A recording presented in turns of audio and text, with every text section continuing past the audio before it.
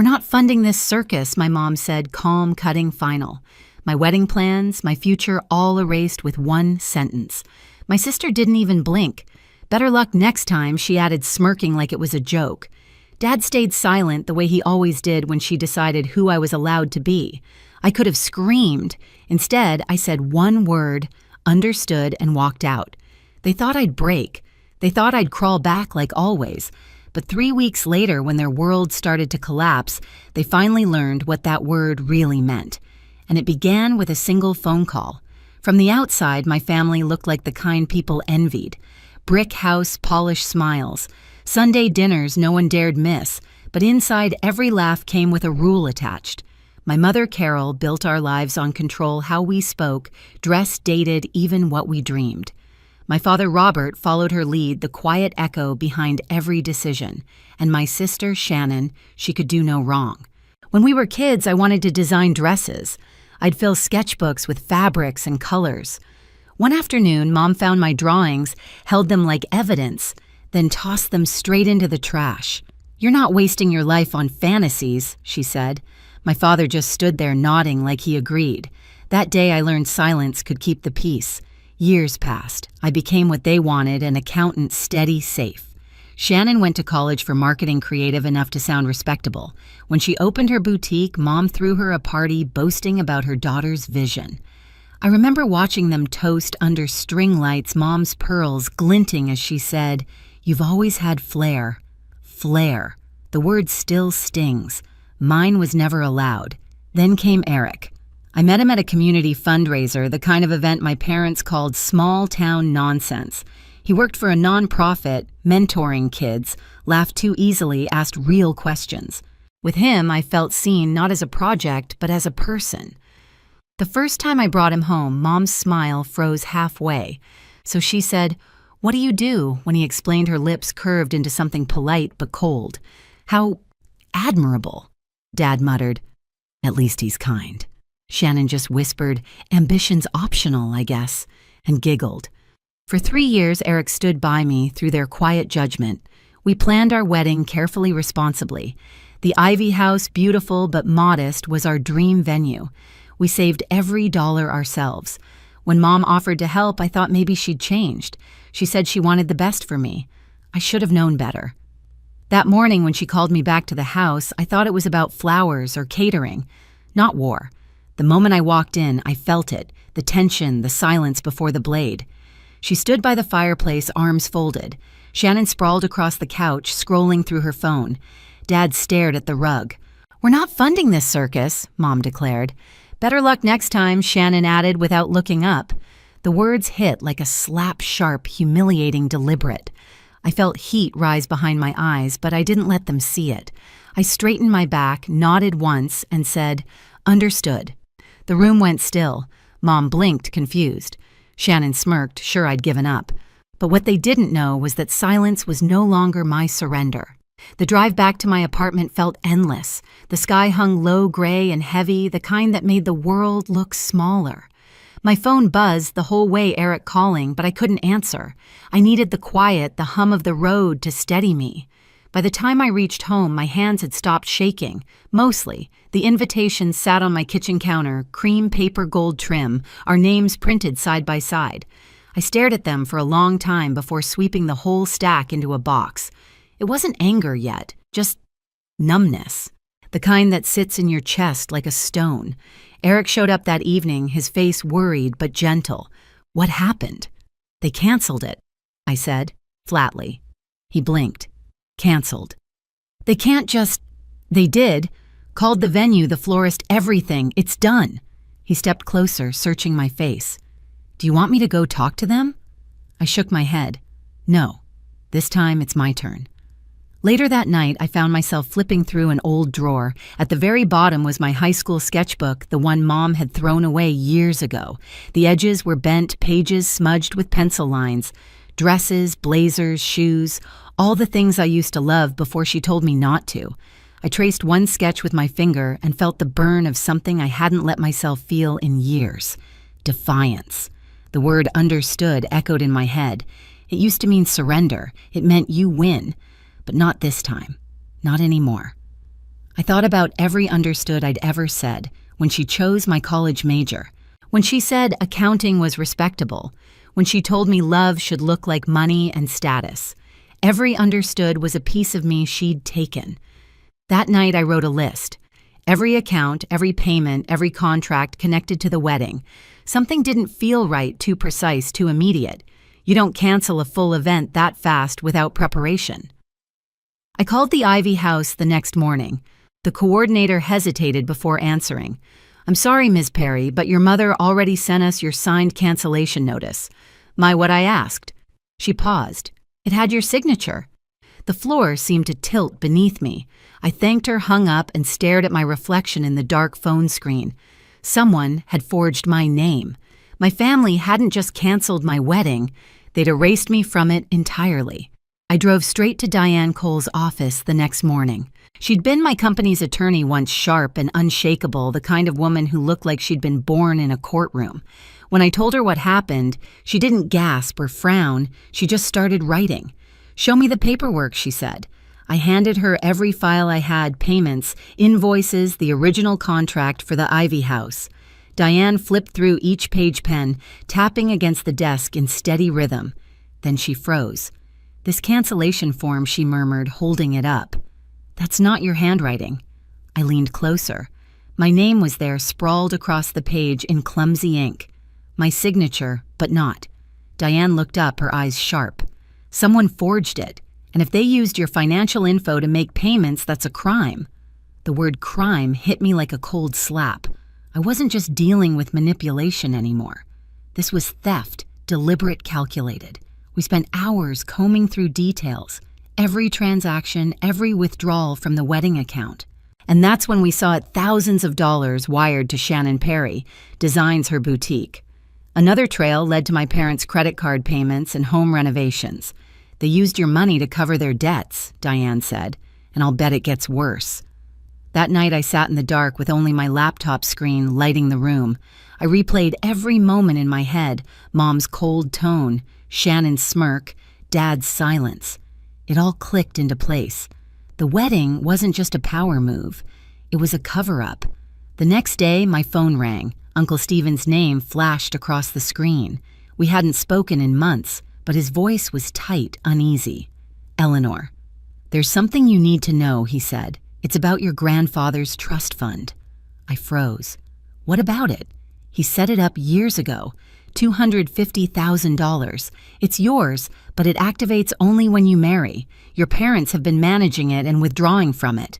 I checked the records myself. The air left my lungs. "You're saying they've been using the money for years," Stephen said softly. "Shannon's business, the house remodel, all from your trust. If you'd gotten married, it would have triggered a full audit. They had to stop it." I pressed a hand over my mouth. My own family hadn't just stolen from me. They'd destroyed my future to keep it hidden. After the call, I sat still for a long time. The anger came slowly, quietly, like a storm forming over still water. I opened my laptop, typed a message to Diane. "We're filing the case." Then I whispered to no one but myself. They wanted control. Now they'll get consequences. The courtroom smelled faintly of old paper and polished wood. Rows of strangers whispered behind me, the hum of air conditioning drowning out my heartbeat. I sat at the plaintiff's table beside Diane, my hands clasped so tightly my knuckles ached. Across the aisle, my family looked smaller than I remembered.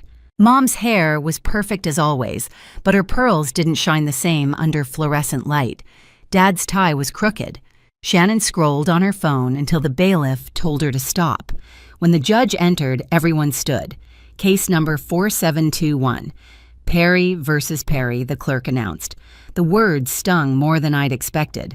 Diane began calmly. "Your Honor, this case involves the unauthorized use of my client's financial assets and a forged signature on legally binding documents. We intend to show that Eleanor Perry's parents and sister not only interfered with her wedding plans, but also misappropriated her inheritance." Mom leaned toward her attorney, whispering something sharp.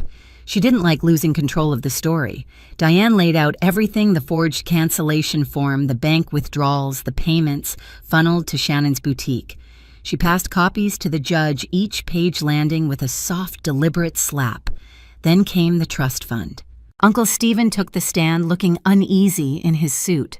My father, Eleanor's grandfather, set up a trust of $250,000 for her. It would release upon her marriage. I recently discovered funds missing. Who withdrew them? Diane asked. He swallowed hard. Robert and Carol Perry. The courtroom rippled. Mom's lawyer objected.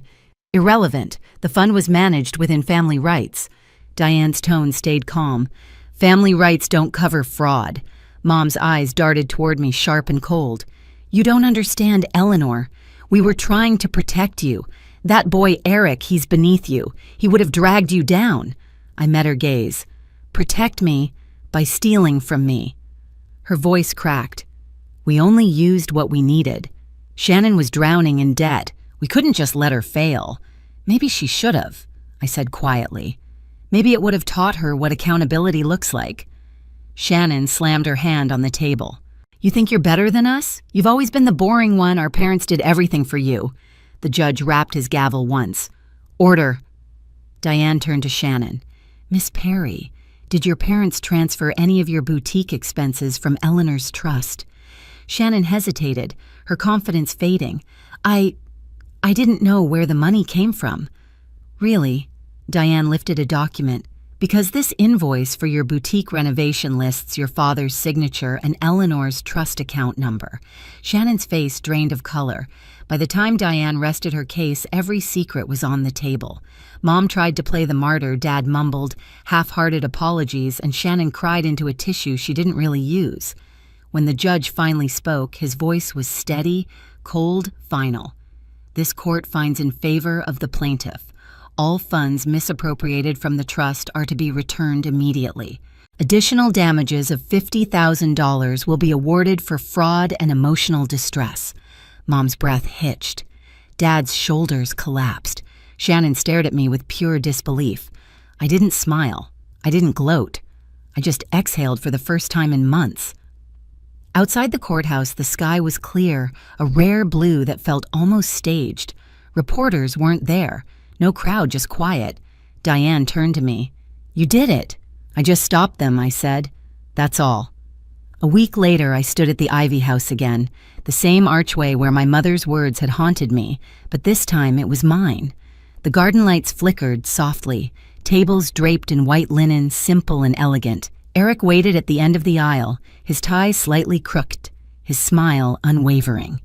Owen waved from the second row. Uncle Stephen gave a proud nod, and Diane, who never smiled much, actually did. When the music started, I felt my throat tighten. No mother adjusting my veil, no father walking me down the aisle, just me walking myself. Every step felt like reclaiming something stolen. As I reached Eric, he whispered, "You okay?" "I'm more than okay," I said and meant it. We said our vows quietly, not for show, not for anyone else. The officiant pronounced us husband and wife, and for a moment all I could hear was the wind through the ivy and the faint sound of laughter, real laughter. After the ceremony, I slipped away for a moment, standing beneath the same oak tree where I once cried after everything fell apart. I looked up at the lights and thought about how silence had become my weapon. My mother once called my wedding a circus. Now it was peace. Inside, music and warmth filled the air. Eric caught my hand and pulled me to dance. The world blurred faces, lights all of it. When the night ended, I wrote one last email. Simple, clean. Carol, Robert, Shannon. The court showed who you are. I wish you the best, but this is goodbye. I hovered for a second, then hit send. Outside, crickets hummed. Eric wrapped his arm around me, and for the first time in years, I felt free. A few weeks later, the calls began. First Mom, then Dad, then Shannon. Each one left a message that sounded the same: soft voices, forced apologies, a little tremble for sympathy. We just want to talk, sweetheart. Can we meet just once? Things got out of hand. I didn't answer. The phone buzzed on the counter while I folded laundry, cooked dinner, lived my life. Every vibration felt weaker than the last. Then came the voicemail that made me pause. Mom's voice, brittle and tired. Your father lost his job. Shannon's boutique. It's gone. We're trying to start over. We need help. I stared at the wall, not angry anymore, just hollow. They had taken enough. From Owen, I later heard the full story. Dad laid off after a scandal. Mom working part-time at a department store, Shannon drowning in debt. The same people who once dictated my life couldn't even keep their own afloat. One night, the calls started again, back to back to back. The screen lit up with their names. I picked it up, typed slowly, and sent one text. "The circus is already full." Then I placed the phone face down, poured myself a glass of wine, and went back to sketching under the soft kitchen light. The next morning, sunlight poured through the window, warm and quiet. Eric kissed my forehead before leaving for work, and I sat at my desk surrounded by fabric swatches and half-finished sketches. My first design line was taking shape, mine, not theirs. Freedom didn't feel loud. It felt still, steady, earned. I glanced at my phone on the table, no new calls, no apologies, just silence. The kind that finally meant peace. Mom once said my wedding was a circus. Maybe she was right, because now the show was over and I was the one who walked away smiling. If you've ever had to choose yourself over family, tell me in the comments. Hit subscribe. There's always another story to tell.